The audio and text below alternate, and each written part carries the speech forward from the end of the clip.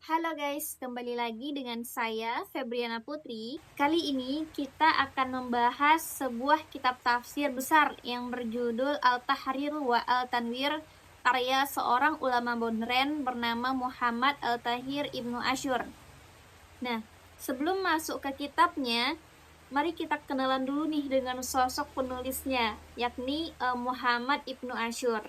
Let's go! Ibnu Asyur lahir di Tunisia pada tahun 1879 Masehi. Beliau berasal dari keluarga Bani Asyur.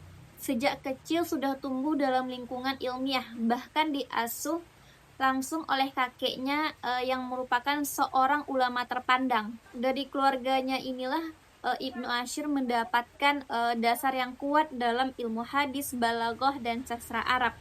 Pada usia 6 tahun, beliau sudah belajar Al-Quran di Masjid Sayyidi Al-Mujawar di Tunis.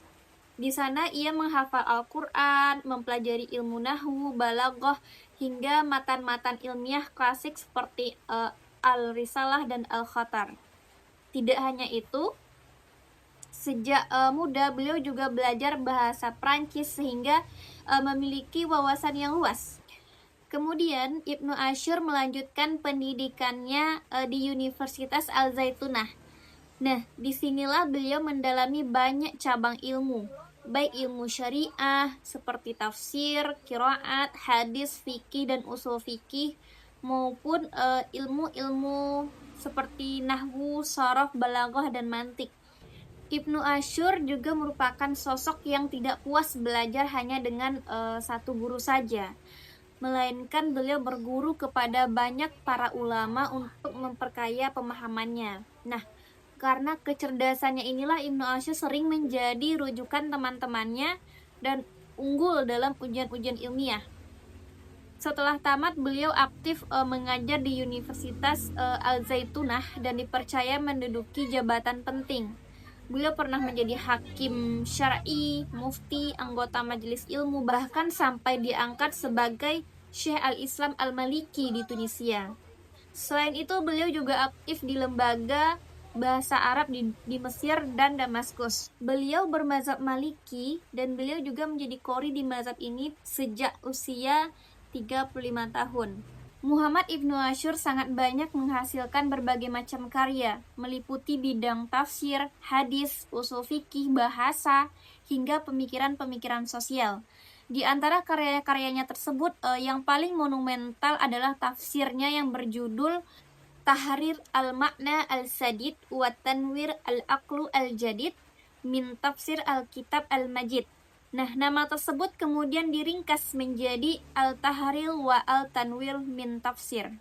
Dari penamaan ini, agaknya dapat kita lihat bahwa misi Ibnu Asyur dalam kitab tafsirnya itu ada dua. Yang pertama, untuk mengungkap makna Al-Quran. Yang kedua, yakni untuk mengemukakan ide-ide baru terhadap pemahaman Al-Quran.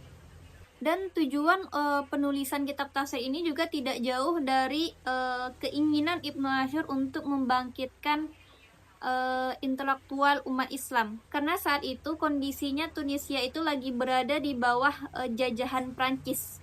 Itu sekitar tahun 1880-an. Jadi pada masa itulah Ibnu Asyur mencoba untuk membangkitkan kembali dinamika intelektual umat Islam agar mampu menghadapi modernitas dengan tetap berpegang teguh pada nilai-nilai Al-Quran. Jika kita buka kitab tafsirnya, di bagian mukadimah Ibnu Asyur menjelaskan bahwa tafsir Al-Tahrir wa Al-Tanwir itu tetap bersandar pada warisan tafsir klasik.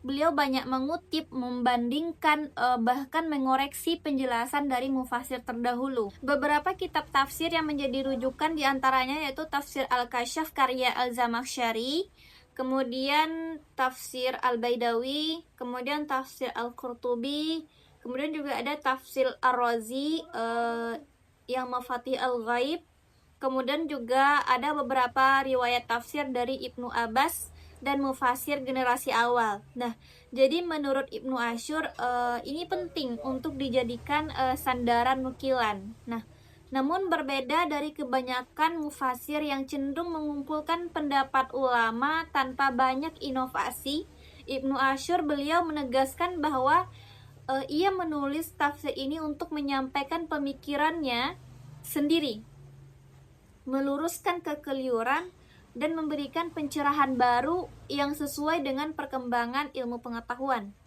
Dengan kata lain, Al-Tahrir wa Al-Tanwir ini berdiri di atas pijakan tafsir klasik, tapi sekaligus membuka cakrawala tafsir modern. Kitab tafsir ini ditulis dengan metode tahlili, yaitu menafsirkan ayat sesuai urutan mushaf dengan corak lughawi atau bahasa dan ilmi atau ilmu pengetahuan. Ibnu Asyur menaruh perhatian besar pada analisis bahasa Arab lalu menghubungkannya dengan pengetahuan modern. Ini dapat kita lihat pada contohnya pada saat beliau menafsirkan Quran surat Al-Anbiya ayat 30 tentang penciptaan langit dan bumi.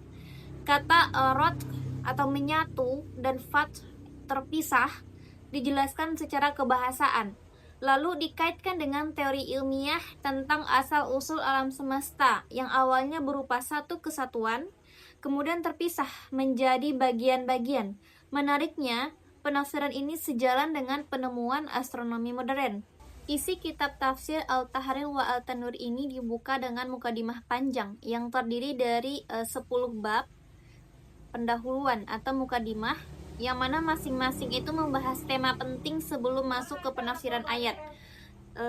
Jika kita urutkan seperti ini, yang pertama itu bagian hakikat tafsir. Di sini membahas definisi tafsir, takwil, kedudukannya sebagai ilmu, serta siapa mufasir pertama.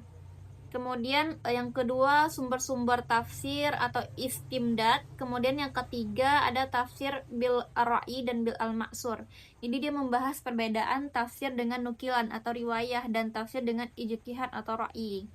Nah, kemudian pada bab 4 itu tujuan seorang mufasir. Pada bab 5 itu membahas tentang asbab an-nuzul, yaitu sebab turunnya ayat. Kemudian pada bab 6 pada halaman 51 baru beliau mulai membahas qiraat atau ragam bacaan.